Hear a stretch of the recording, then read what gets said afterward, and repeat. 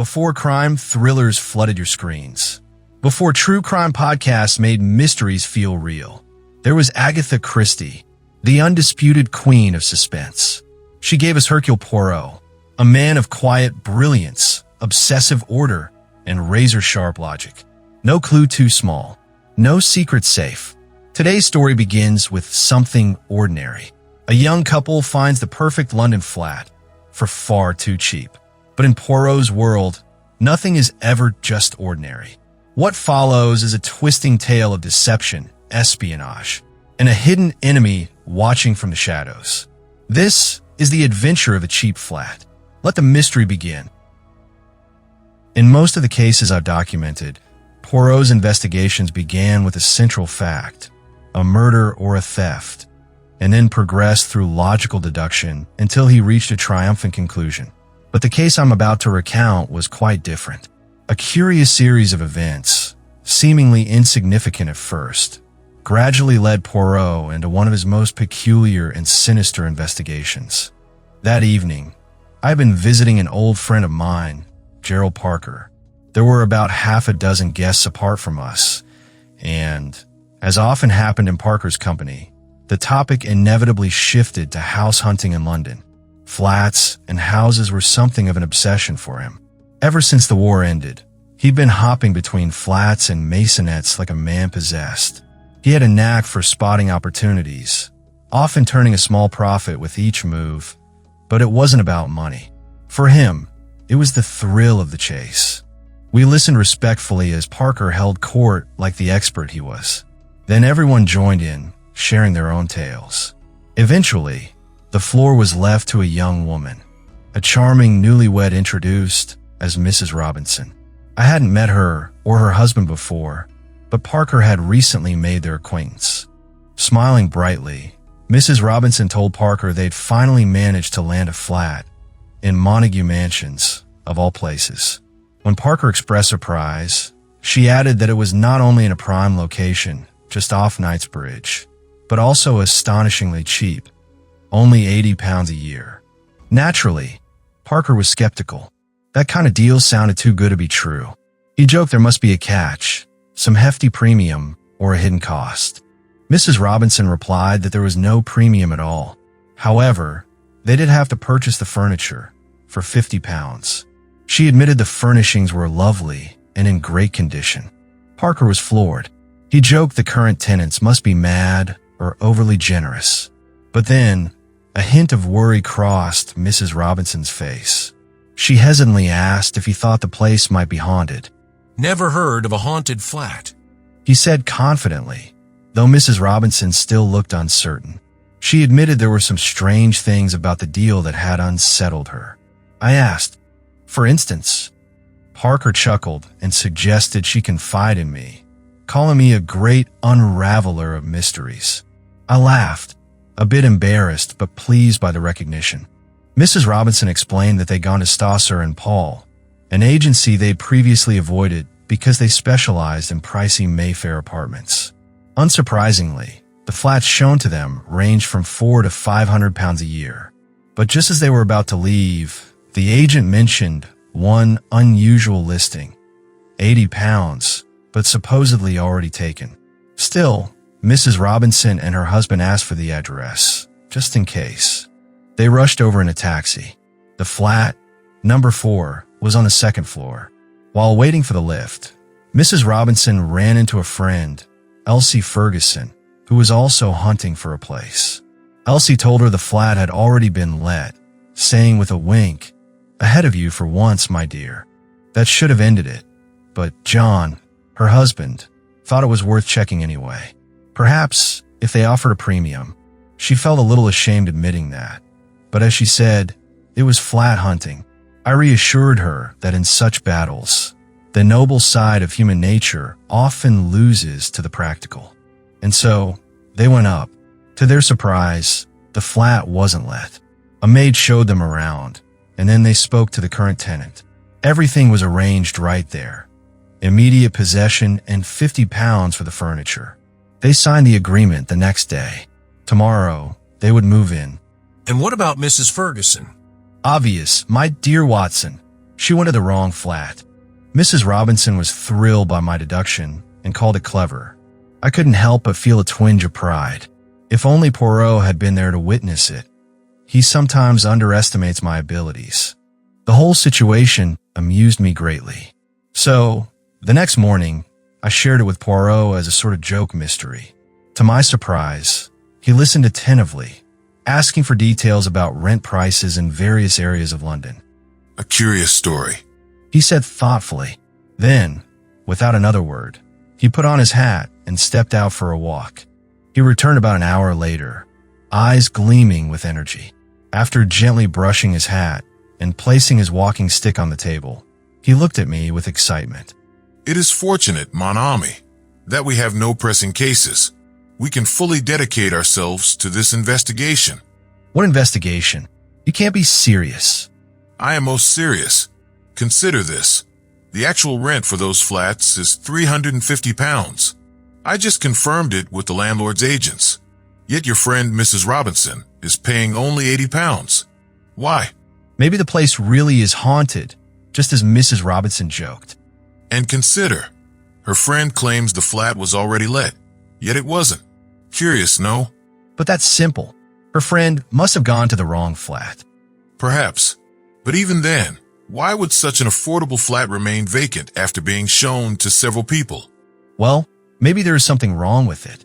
And yet Mrs. Robinson noticed nothing strange. Do you believe she was being truthful?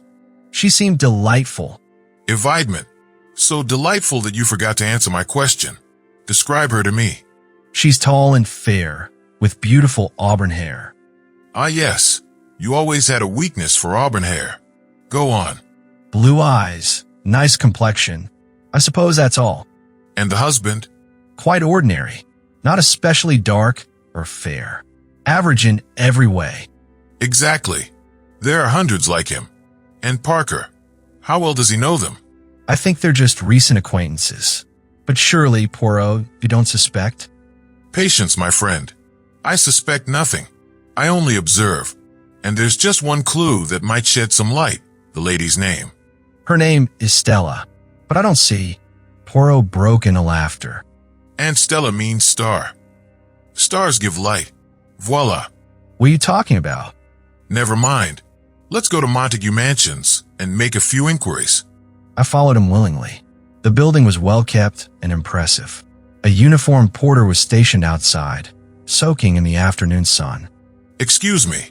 Could you tell me if Mr. and Mrs. Robinson live here? The porter hardly glanced at us. Number 4.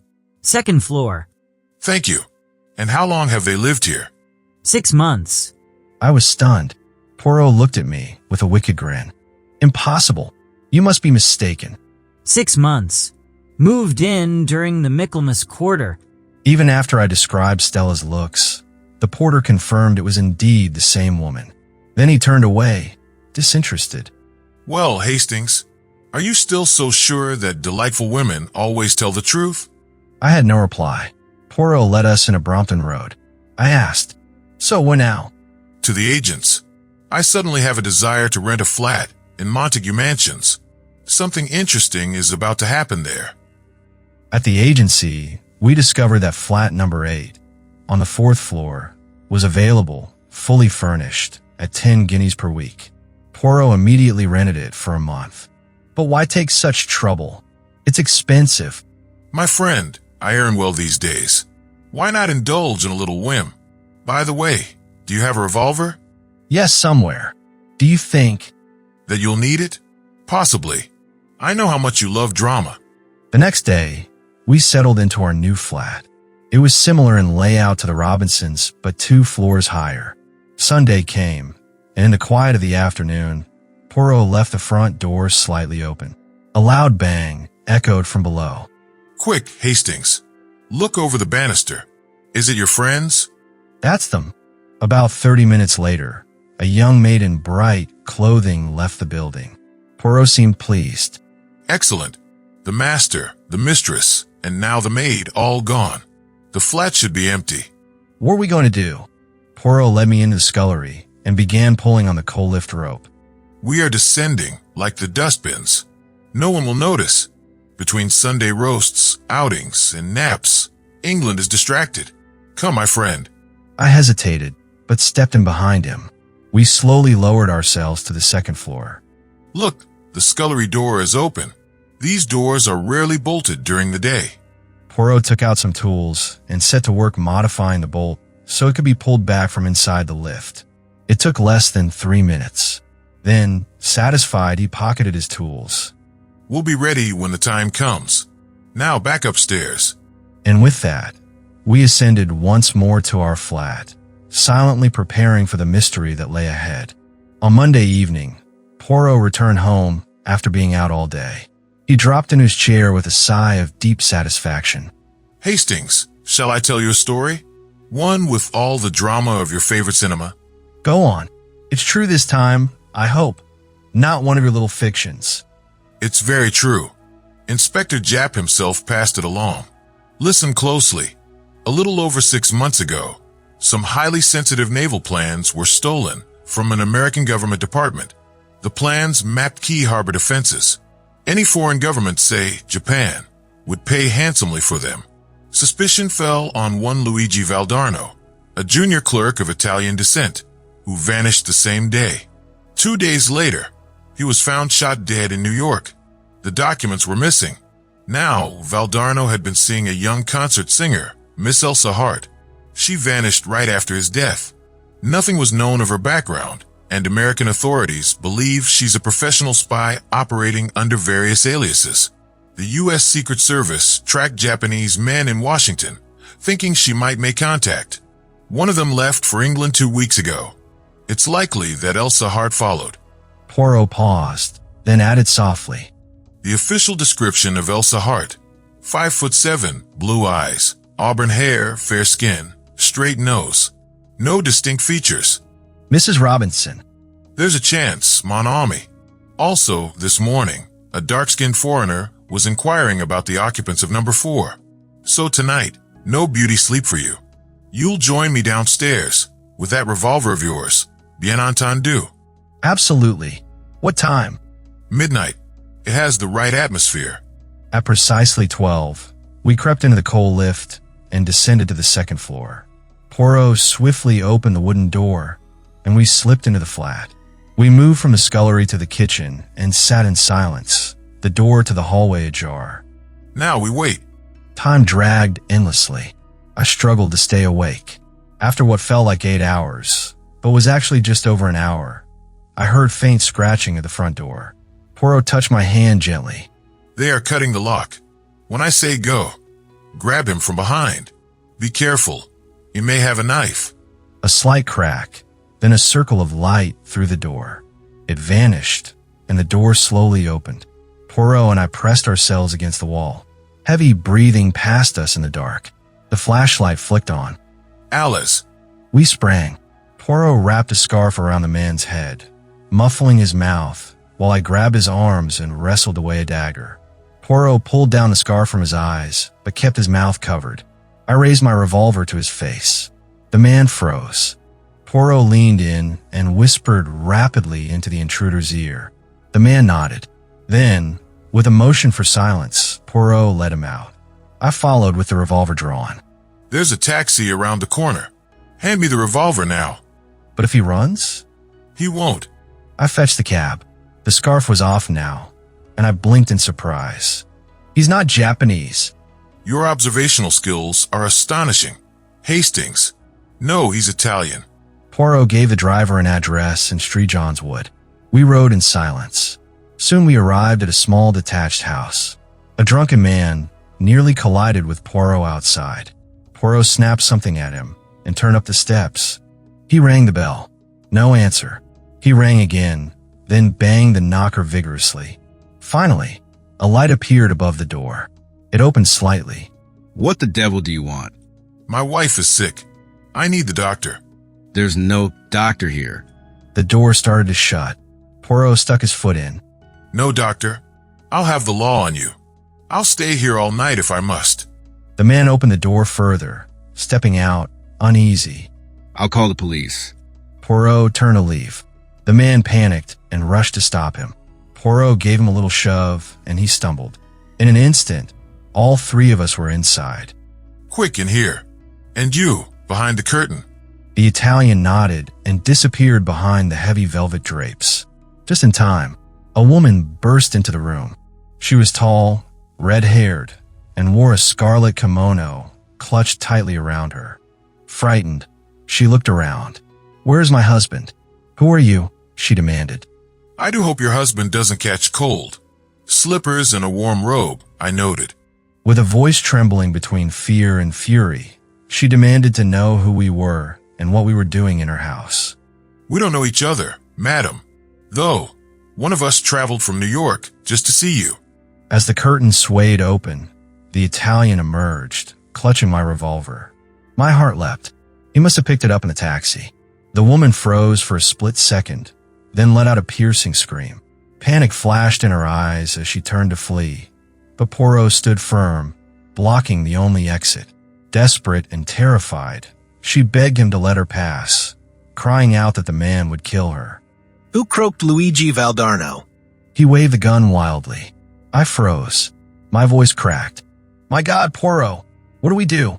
Silence, Hastings. He won't shoot, unless I say so. You sure of that? The woman suddenly spun toward Poirot, her expression hardening in an instant. With a cold, guarded voice, she demanded to know what he wanted. Her eyes sharp, calculating, yet betraying a flicker of fear beneath the surface. I think Miss Elsa Hart knows perfectly well. With a sudden, desperate motion, the woman snatched up a black velvet cat that had been covering the telephone.